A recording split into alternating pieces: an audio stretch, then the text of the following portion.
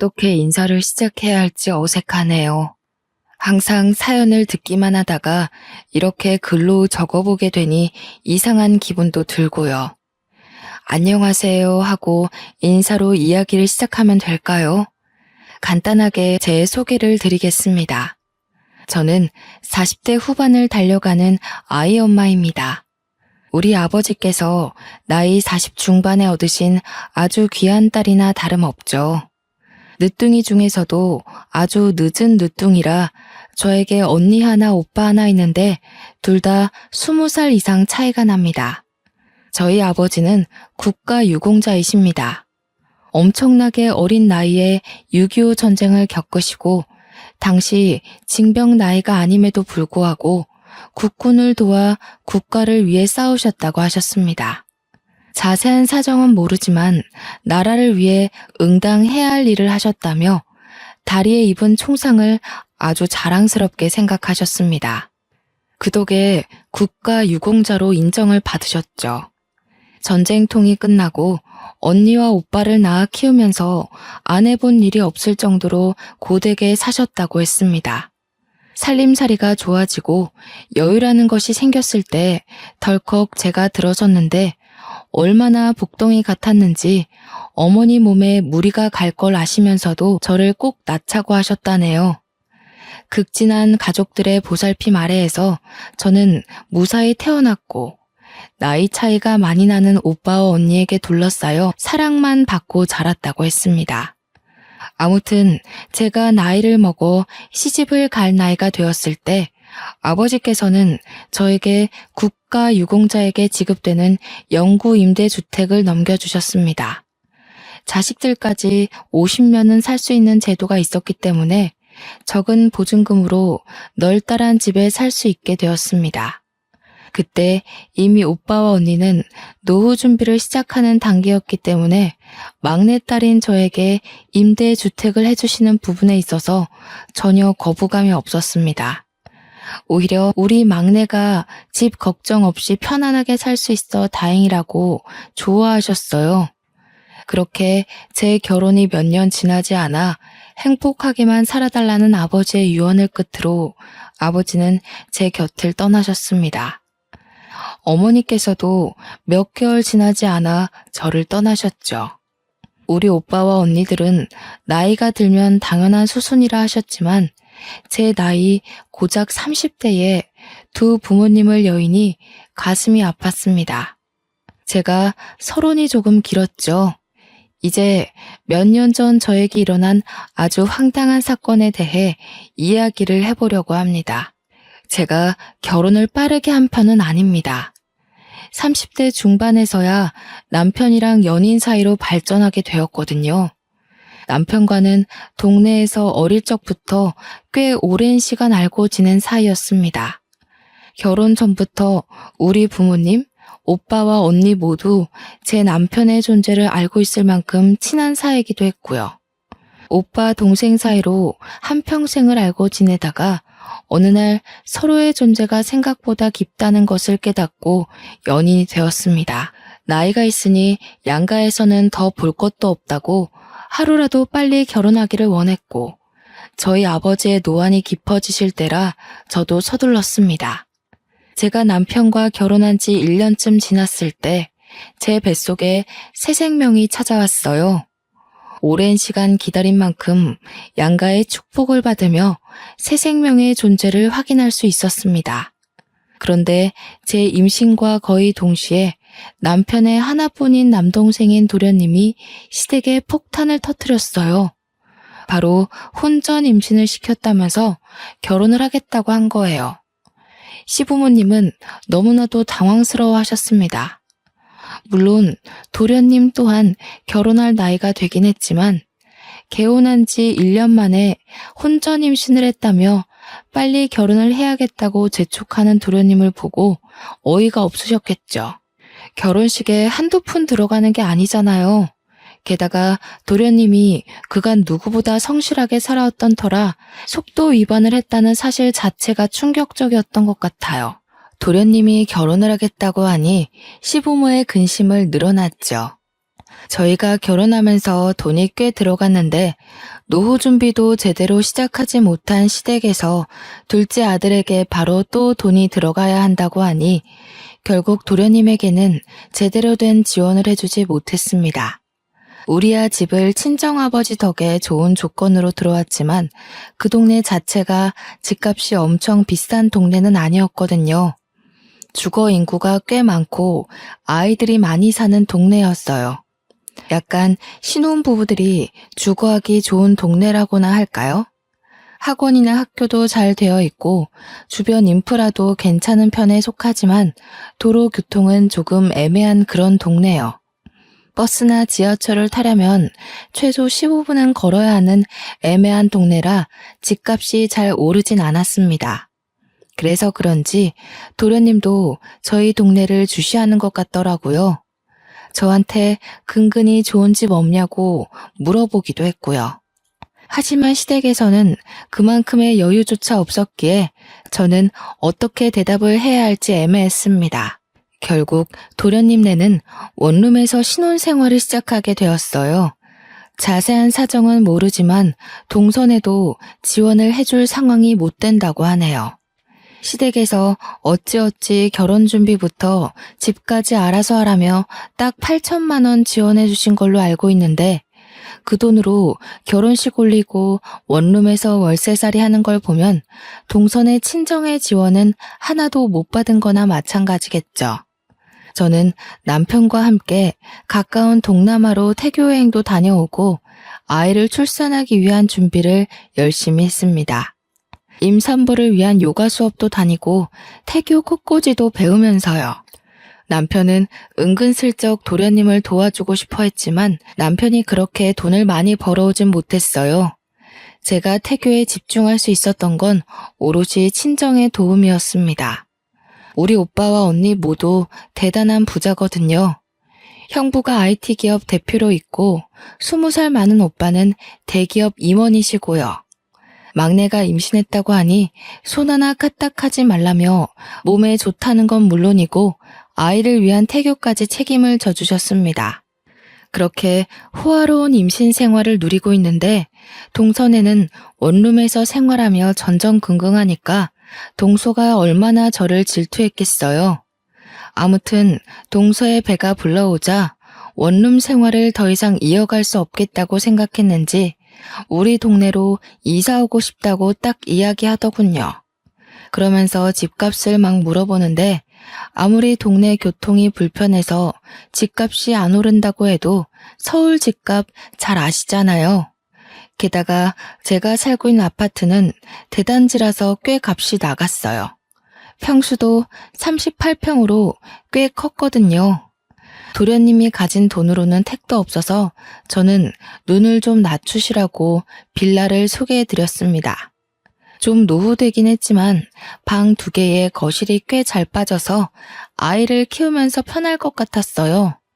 어차피 돈 모을 거 생각하면 빌라 전세도 나쁜 선택은 아니었으니까요. 시부와 남편이 몰래 돈을 조금 더 보태주겠다고 했고요. 그런데 동서가 저한테 엄청나게 비아냥거리는 겁니다. 형님은 아파트 살면서 우리는 빌라에 살아라 이거예요? 동서, 내가 언제 아파트와 빌라 비교해가면서 너네는 빌라에나 살아라 했어. 아니, 우리도 아파트 살고 싶은데 지금 빌라만 추천해 주시잖아요. 그것도 엄청 오래돼서 녹물 나올 것 같은 그런 곳만요. 동선의 사정 생각해서 얼추 부담 안 가는 곳으로 알아본 거야. 나도 만삭인데 이거 알아보러 돌아다닌다고 배 땡기고 다리 붓고 그랬는데 너무한 거 아니야?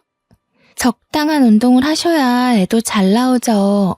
형님 매번 앉아서 하는 꽃꽂이 같은 거만 하시던데 그거 다 사치예요. 우리 언니가 시켜준 태교인데 왜 지가 나서서 사치 부린다고 하는지 이해가 안 갔습니다. 그냥 제가 하는 모든 일이 눈꼴시라서 트집을 잡고 싶어 하는 걸로만 보였어요. 저는 한숨을 푹 내쉬면서 동서가 이해할 수 있도록 설명을 다시 해주었어요. 동서, 대출을 많이 받아봐야 도련님 혼자 감당 못하니까 하는 소리지. 그 빌라 내부 봤어? 생각보다 넓어서 괜찮을 거야. 가진 금액 생각해서 이사를 해야 할 거 아니야. 말 나온 김에 형님네 부부 모아둔 돈 있으면 좀 빌려주세요. 가족끼리 어려울 때 서로 돕고 그래야 하죠. 남편이 분명 몰래 도련님을 도와준 걸로 알고 있었는데도 저렇게 뻔뻔하게 나오니까 짜증이 나더라고요. 같은 임산부라 험한 말하기도 싫고 최대한 감정을 배려해주고 싶었는데 마치 우리 남편이 돈 빌려준 걸 모르는 것처럼 저렇게 나오니까요. 저는 입을 꾹 다물었어요. 솔직히 아이를 키우기 위해 예전부터 들어놨던 적금도 있고 여윳돈을 좀 마련해주긴 했지만 그건 아이한테 쓰려고 한 돈이니까요. 도련님네 도와주려고 허리띠 졸라매고 모은 돈은 아니잖아요. 우리도 집에 들어갈 만큼 큰 여윳돈은 없지. 그럼 형님, 아파트 담보대출 안 돼요? 들어보니까 아주버님이 평생 사는 집이라고 하시던데. 그럼 자가라는 이야기잖아요. 저도 아파트 살고 싶단 말이에요. 형님네 아파트 상가도 엄청 잘 되어 있고 놀이터도 좋던데.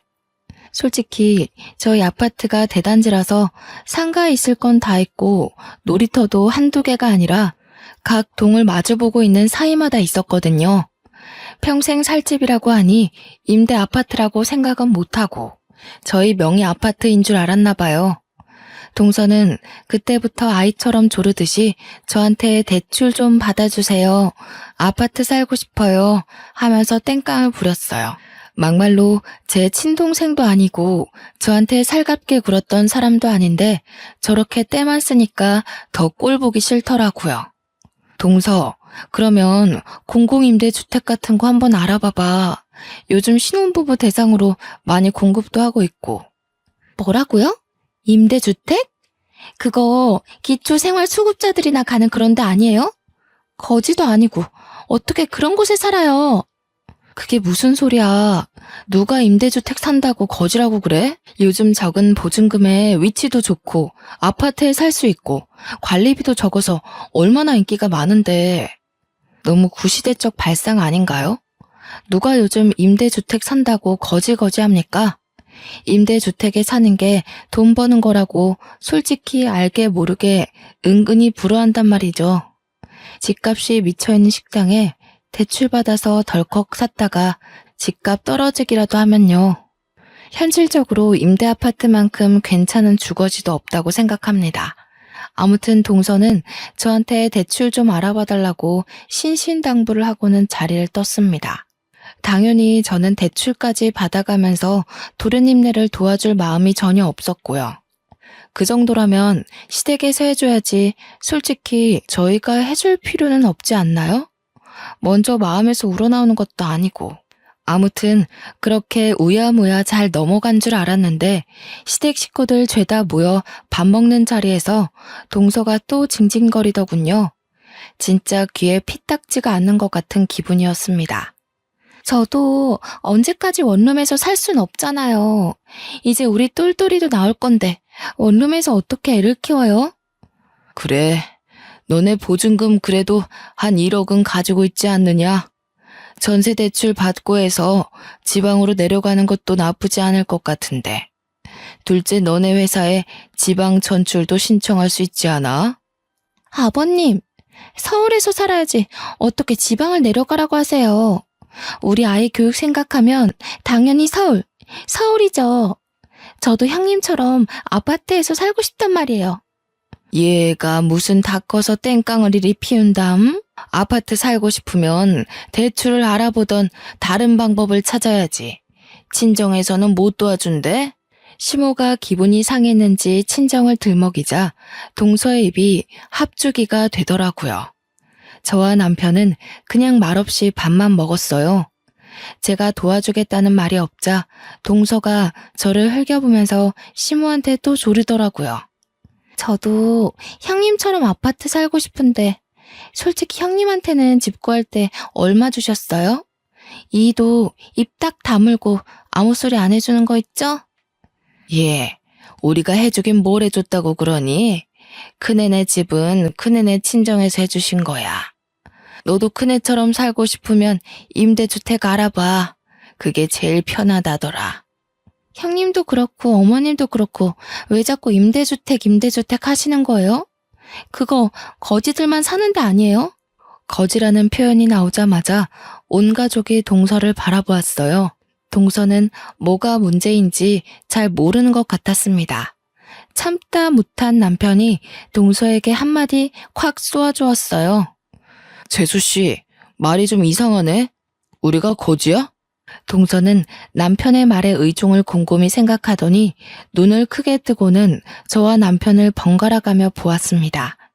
입가에 슬며시 웃음을 짓더니 믿기지 않는다는 듯 저에게 물어보았어요.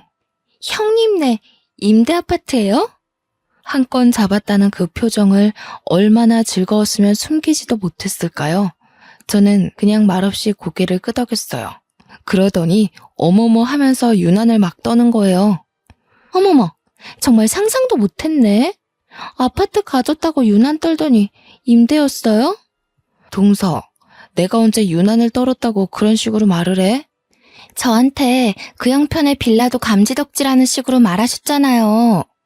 어쩐지 대출 좀 해서 도와달라니까 임대라서 못해준 거였구나? 시부모는 큰 소리 내지 말고 밥이나 먹으라며 동서를 따끔하게 혼냈어요. 평소 같으면 주눅 들어서 징징거릴 텐데 제가 임대 아파트 산다는 게 그렇게 즐거운 일인지 내내 하면서 밥을 먹더라고요. 도련님은 저한테 안 사람이 진짜 대출 이야기를 물어봤었느냐며 사과를 하더라고요.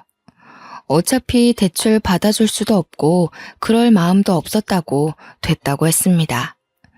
우리 도련님은 참 성실하고 착한 사람인데 어쩌다 저런 철없는 여자와 결혼까지 하게 된 건지 도련님 팔자를 스스로 꼰 거라고 밖에 할 말이 없더라고요. 물론 동서가 나이가 어려서 그런 거라고 생각하려고 했죠. 저랑도 거의 10살 차이 가까이 나니까요. 그런데 날이 가면 갈수록 나이가 어려서 철이 없다 뿐만 아니라 원래 성격이 베베 꼬이고 남 깎아내리기 좋아하는 것 같더라고요. 아무튼 어찌 더 마련한 건지 결국 동서는 우리 동네 빌라로 이사를 오게 되었어요. 빌라는 싫다 더럽다 하더니 돈에 맞춰 살아야지 어쩌겠어요. 이사 준비까지 다 마치고 한 동네 살면서 저는 동서를 은근 피해 다녔습니다. 동서를 길에서 만나면 골치가 아플 것 같았거든요. 둘 다 만삭이니 출산 시기가 비슷했어요. 그런데 동서가 먼저 진통이 오기 시작한 거예요. 저는 시댁 식구들과 함께 병원에 가서 태어난 조카를 보게 되었죠. 똘똘이라고 하더니 정말 똘똘하게 생긴 조카가 누워있더라고요. 우렁차게 오는 것까지 너무너무 귀여웠어요. 조카 선물이라고 베네 저고리에 작지만 돈봉투까지 넣어서 동서에게 선물을 했죠. 동서가 조리원을 가고 저도 딱 일주일 후에 아이를 낳았습니다. 건강한 딸이었어요. 시댁 식구들은 전부 아들 하나 딸 하나 태어나서 너무 행복하다고 하셨고요.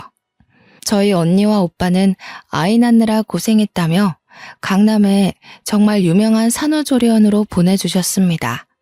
동서는 동네에서 좀 큰 산후조리원에서 조리를 했거든요. 그런데 제가 강남에 있는 산후조리원에 간 그것조차 질투가 나는지 조리원을 퇴소해서 아이와 함께 집에 돌아와서도 내내 비교를 해가며 궁시렁거렸습니다. 시댁에서 차별해서 조리원을 보내준 것도 아니고 저는 친정에서 해준 건데도 불구하고 그렇게 미운 소리만 하더군요. 거기다가 저는 조카 태어났다고 선물도 했는데 받아가 놓고 저한테는 아무것도 돌려주지 않더라고요. 형님은 좋겠네요. 연예인들이나 간다는 산후조리원에서 실컷 쉬셨으니까. 조리원이 다 똑같지 뭐. 동서도 잘 쉬었을 거 아니야. 방이 얼마나 좁던지 불편해 죽는 줄 알았다니까요. 계속해서 저를 만날 때마다 볼멘 소리를 하는데 저라고 그 만남이 즐겁겠어요? 피곤하기만 했어요. 저는 아이 핑계를 대고 동서가 만나자고 할 때마다 피해 다니기 일쑤였습니다. 그렇게 수개월이 지나고 아이가 20개월이 되었을 무렵 임신하자마자 대기를 해놨던 어린이집에서 연락이 왔어요. 자리가 비었다고 입소할 거냐고 묻더라고요. 저는 프리랜서로 웹디자인 일을 하고 있었는데 형부네 회사에 이름을 올려놓았던 터라 맞벌이 각오로 되어 있었거든요. 서울에서는 맞벌이여도 어린이집 입소가 하늘의 별 따기라서 임신하자마자 대기도 올려두었던 덕분이었죠. 자리가 났다고 하니 아이의 사회성 기르는 데에 어린이집만큼 좋은 것도 없다고 해서 어린이집에 보내기로 했습니다. 시댁 식구들 모두 모여 식사를 하는 자리에서 남편이 운 좋게 자리가 나서 어린이집에 보내기로 했다고 하니 동서가 또 말을 던지더라고요. 와, 형님은 운도 좋으시네요. 우리는 아직 대기 순위가 20번대인데 임대 아파트 살면 어린이집도 빨리 들어갈 수 있어요? 일부러 임대 아파트를 강조하며 말을 하는데 그 주둥이를 확 때리고 싶었습니다. 동서는 전업주부거든요. 외벌이니까 당연히 순위가 꼴찌이죠. 집에서 충분히 애를 돌볼 수 있는 입장이니까요. 그걸 뻔히 알면서도 임대 아파트 들먹이면서 말하니까 너무나도 기분이 나빴습니다. 역시 임대 아파트 살면 맞벌이를 해야 하니까 나라에서도 이해를 해주는 건가? 맞아요, 형님. 원래 힘든 사람들한테 복지가 제대로 가야 한다던데 형님네가 딱 그건가 보다. 그러면서 웃어대는데 도대체 누가 누굴 거짓 취급하는 건지 모르겠더라고요. 듣다 못한 시부가 동서한테 경거망동한 행동하지 말라고 경고를 주었어요. 그런데도 동서는 날이라도 잡은 건지 그동안 제가 동서를 피해 다닌 시간만큼 오늘 전부 쏟아부으려고 하는 건지 말을 이어가더라고요. 육아수당이나 아동수당도 혹시 임대 살면 더 줘요? 나도 임대 들어갈까? 아니, 임대 아파트는 뭐 저 들어갈게요 하면 들어갈 수 있는 줄 알더라고요. 동서네가 살고 있는 빌라 전세에 비하면 우리 집은 궁궐인데 말이죠. 시댁 모임 있을 때마다 저렇게 대놓고 까내리는 것도 불편했는데 남편은 꾹 참더라고요. 저한테 그냥 무시하라고 배알이 꼴려서 저러는 거라고 그러면서 한숨을 푹 내쉬었어요. 동서가 집에서도 돈도 안 벌어오고 놀고 먹고 지내면서도 살림에는 신경 하나도 안 쓰고 산다고 도련님 보고 투잡디라고 난리를 부린답니다. 언제까지 빌라에 살거나 아파트로 이사 가자고 때만 써대고 도련님이 신경쇠약에 걸릴 것 같다고 남편에게 신세한탄을 했대요. 그런 관계가 몇 년이 지속이 되니 도련님이라고 동서가 곱게 보이겠어요. 결국 뒤늦게 어린이집에 다니게 된 조카는 확실히 또래에 비해 사회성이 떨어지더라고요. 그렇게 또 몇 년이 지나고 유치원에 입학할 나이가 되었어요. 운 좋게 병설 유치원에 합격이 되어서 저는 따로 준비할 것 없이 병설 유치원을 보내기로 했죠. 서울에서 병설에 보내려면 3대가 덕을 쌓아야 한다는 말이 있던데 우리 아버지 덕인가 싶기도 했습니다. 남편과 저는 유치원 입학 날만 손꼽아 기다렸어요. 그런데 하늘도 무심하시지. 저를 못 잡아먹어서 안달난 동서는 유치원에 죄다 떨어진 거예요. 당장 어린이집을 보내자니 친구들은 죄다 유치원에 가고 자존심이 엄청 상했겠죠. 동서는 시댁에 가서 엄청나게 징징거리기 시작했습니다. 유치원에 못 보내면 어린이집을 보내야 하는데 수준 떨어지는 거 아니냐면서 영어 유치원을 보내야 할까요? 하고 은근슬쩍 돈 달라고 하더라고요. 그러면서 저에게는 임대 아파트라 그런지 유치원도 딱 병설로 붙는다고 나라에서 너무 편히 봐준다고 한숨만 나오더라고요. 남편에게 이야기하니까 노발대발하면서 도대체 임대 아파트 사는 걸로 왜 난리를 치는지 모르겠다고 했어요. 저라고 알겠나요? 그냥 쓰잘데기 없는 질투지요 뭐. 결국 시댁에서 일이 터지고 말았습니다. 동서가 어김없이 임대하면서 유치원 떨어진 거에 대해 속상함을 토로하고 있었어요. 그러다가 시부에게 영어 유치원을 보내고 싶다고 조르고 있더라고요. 형님네는 임대 살아서 병설도 턱턱 붙는데 우리 애는 어떡해요? 영어 유치원이라도 보내야 하지 않겠어요? 월 150만 원이라는데 좀 도와주세요. 원래 돈 있는 할아버지가 손주한테 팍팍 써야 애 기도 살고 그러죠. 시부도 어이가 없었어요. 월 150만 원이 누구네 집 개 이름이냐고 하면서 동서를 나무랐습니다. 남편도 자꾸 임대 하지 말라고 한 소리 하자 동서가 어차피 다 우리 세금으로 먹고 사는 거 아니냐고 덧붙이더군요. 저는 뒷목 잡고 쓰러지는 줄 알았습니다. 제가 웹디자인 일을 하면서 형부네 회사에서 이름을 올려두고 있다고 했잖아요. 4대 보험 혜택도 받고 하느라 간간히 일 도와드리면서 혜택을 받고 있는 거였는데 형부가 월급도 주시거든요.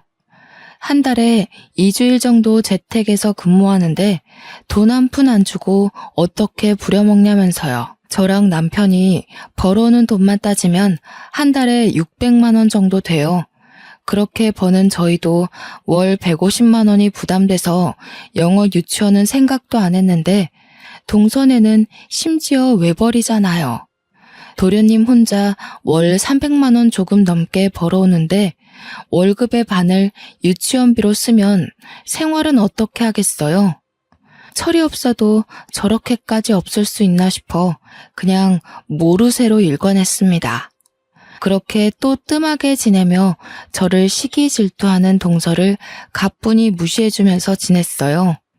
동네에서 자주 마주치긴 하지만 그냥 인사 정도만 하고 제가 일이 바쁘다며 몇 번 피하고 지냈죠. 그러다가 초등학교에 입학을 하게 되었는데 아무래도 같은 동네에 살다 보니 같은 초등학교에 조카가 배정을 받았더라고요. 그것도 입학식 때 마주쳐서야 알았지 뭐예요?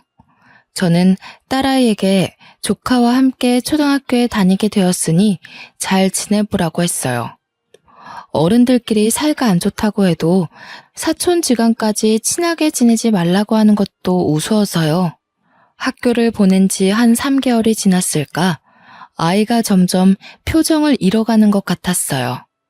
뭘 물어봐도 대꾸도 없고 학교 생활은 어떠니 하고 물어봐도 말을 안 하고요. 걱정이 되어서 담임 선생님이랑 상담도 해봤는데 교실에서는 아주 바르게 생활한다고 했어요. 저는 그래서 별 대수롭지 않게 생각하고 넘어갔습니다.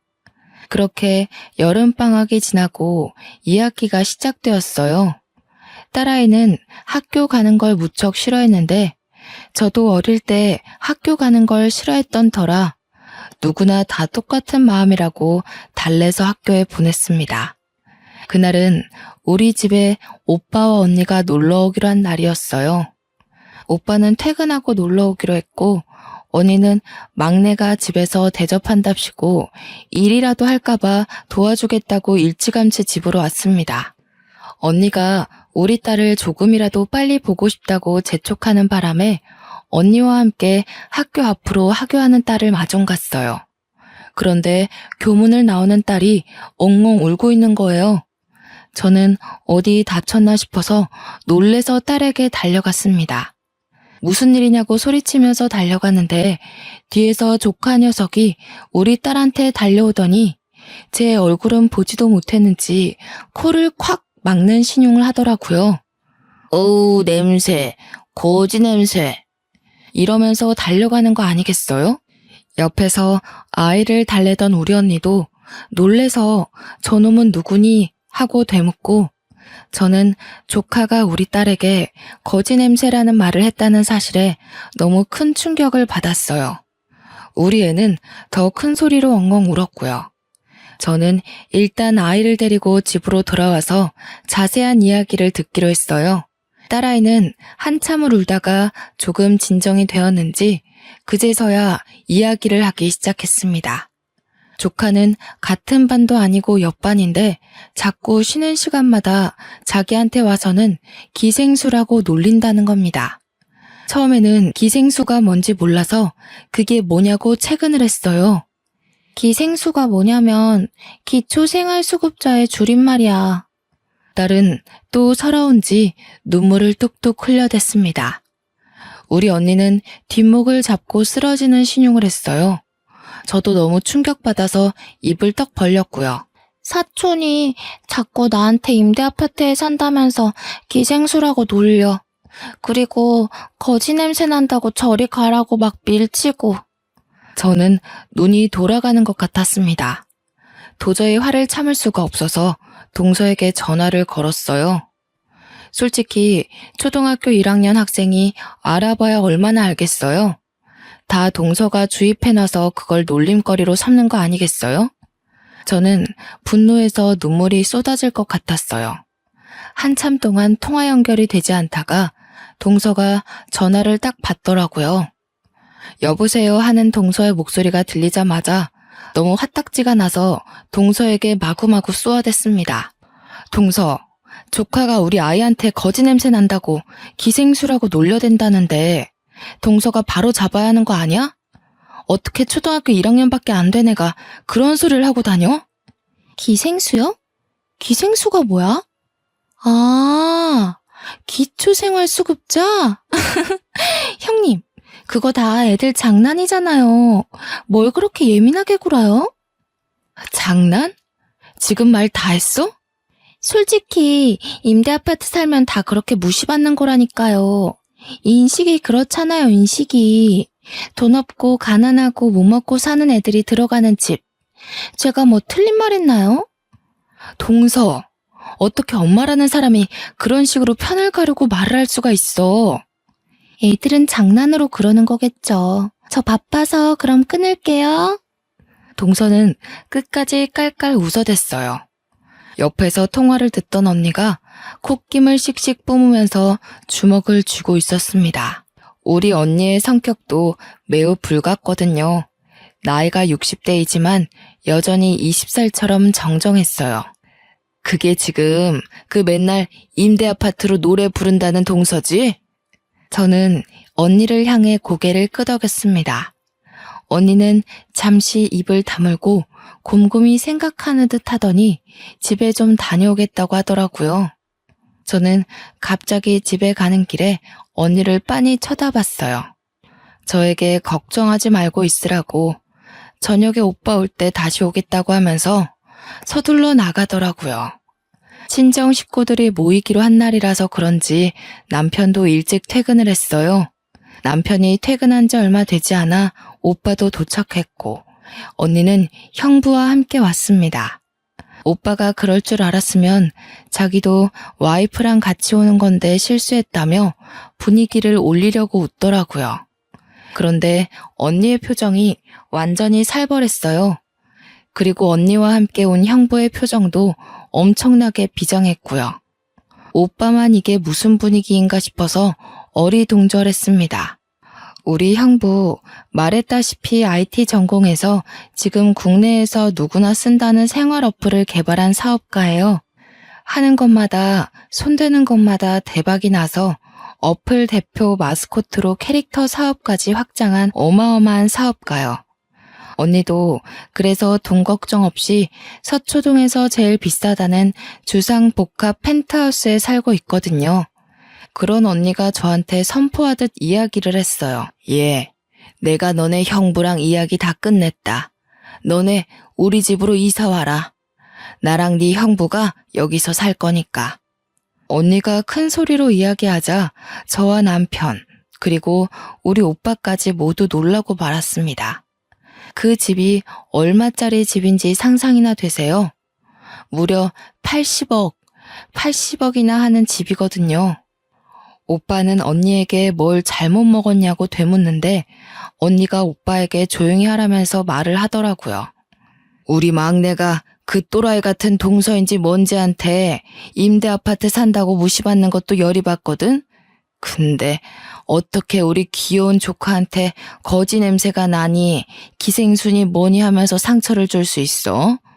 임대 아파트 산다고 기초생활수급자란다.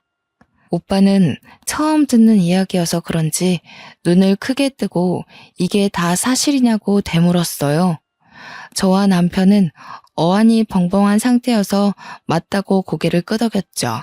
그러니 우리 오빠도 열이 머리끝까지 받았는지 당장 그 잡것을 불러내라고 난리도 아니었습니다. 누가 보면 우리 언니 오빠가 제 부모님인 줄 알겠더라고요. 내가 다른 건 몰라도 우리 막내만큼은 업어 키운 사람이야. 이런 취급받는 건 막내뿐만 아니라 우리 집안을 무시하는 거지. 절대로 용납하고 묵인하면 안 돼. 그러더니 당장 짐 싸라고 짐 바꾸자고 했어요. 남편은 언니에게 처형네 집 짐도 많을 텐데 이 좁은 집에서 어찌 사시겠냐고 말렸습니다. 그러자 형부가 남편에게 걱정하지 말라고 자식들 다 키워서 독립도 시켰고 이제 큰 집은 너무 심심하고 조용해서 못 살겠다고 하더라고요. 시세 차이만 해도 20배는 날 것 같은데 무슨 소리냐고 저도 언니를 말렸죠. 그러자 언니가 시세 차이가 뭐가 중요하냐면서 콧방귀를 팽 끼더라고요. 어차피 명의 바꾸자는 거 아니니까 김칫국 마시지 말라고. 저한테 여유 있게 농담도 던졌어요. 저제도 서초동 한복판에서 강남 학군 즐기면서 살아봐. 기생충이니 기생순이 그딴 소리 하는 것들 확 밟아주라고. 나도 서초동 거기 길 막혀서 운전하기도 힘들었고 여기서 사는 게 더 좋겠다고 생각해. 그리고 장인어른께서 물려주신 집이잖아. 그래, 맞다. 그 말 틀린 거 하나 없다. 애 교육시킨다고 생각하고 강남 학군에서 학교도 보내고 학원도 보내고 해. 아이 교육에 환경이 얼마나 중요한지 알지? 돈 걱정은 하지 말고. 친정 가족들이 모두 든든하게 제 편을 들어주니 눈물이 날 것 같았어요. 남편은 염치 없지만 그렇게까지 생각해 주신다면 이사를 가야겠다고 하더군요. 오빠가 잘 생각했다면서 가전도 가구도 싹 바꿔주시겠다는 거예요. 우리 오빠가 대기업 임직원으로 있는데 계열사 업체들 전부 직원 할인 받아서 바꿔줄 수 있다고 하시면서요.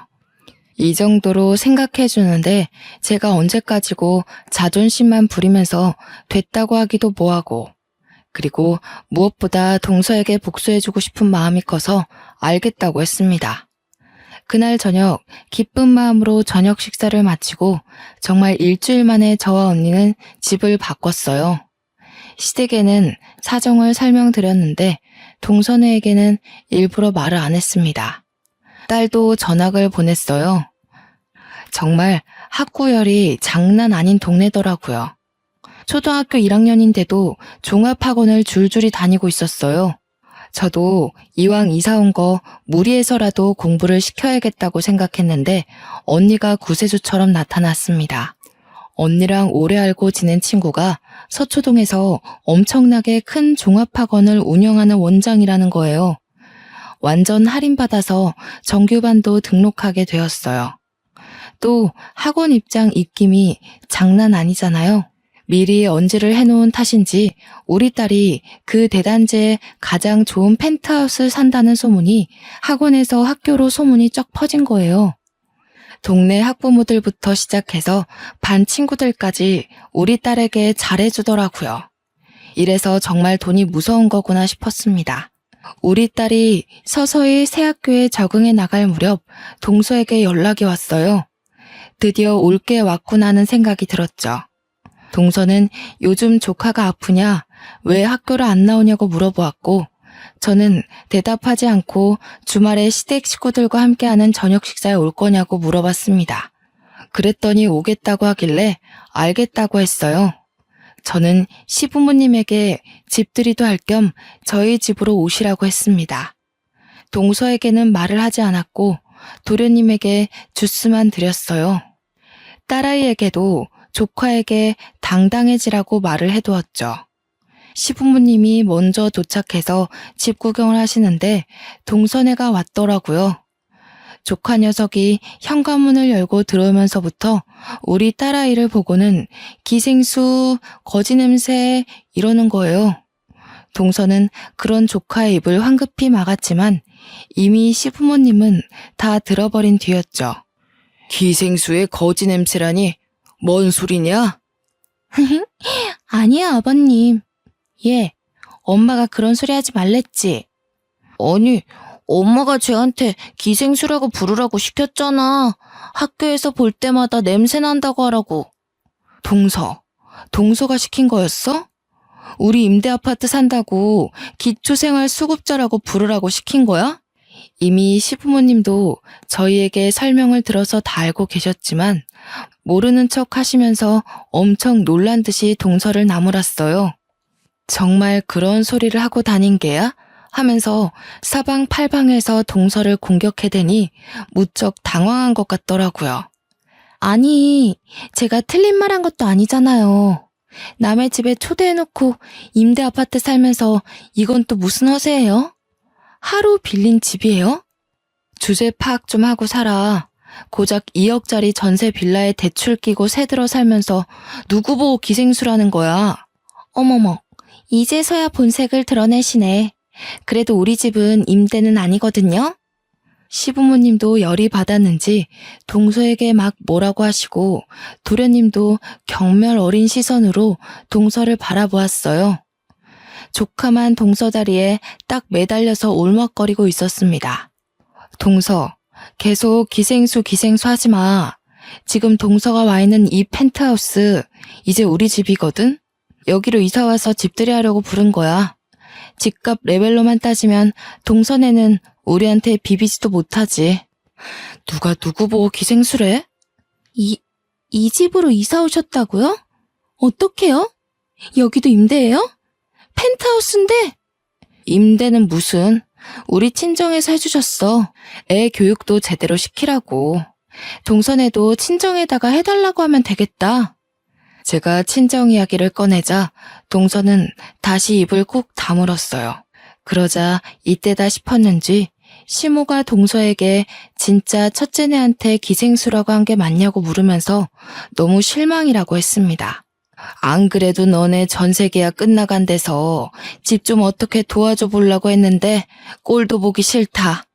앞으로는 알아서들 잘 살고 얼굴도 보지 말자. 어떻게 가족한테 그런 말을 할 수 있니? 동서는 무척 당황해했고 시모는 그런 동서를 무시하고 저에게 미안하다 재차 사과했습니다. 밥맛도 떨어진다고 같은 밥상에서 밥도 먹기 싫다고 하시면서요. 동서는 이런 분위기가 너무나도 수치스러웠는지 도련님도 버리고 애만 데리고 집을 뛰쳐나왔습니다. 그제서야 도련님도 저한테 너무 면목 없다고 여러 번 사과했고요. 솔직히 그 사과 받아주고 싶지 않아서 대꾸도 안 했지만요.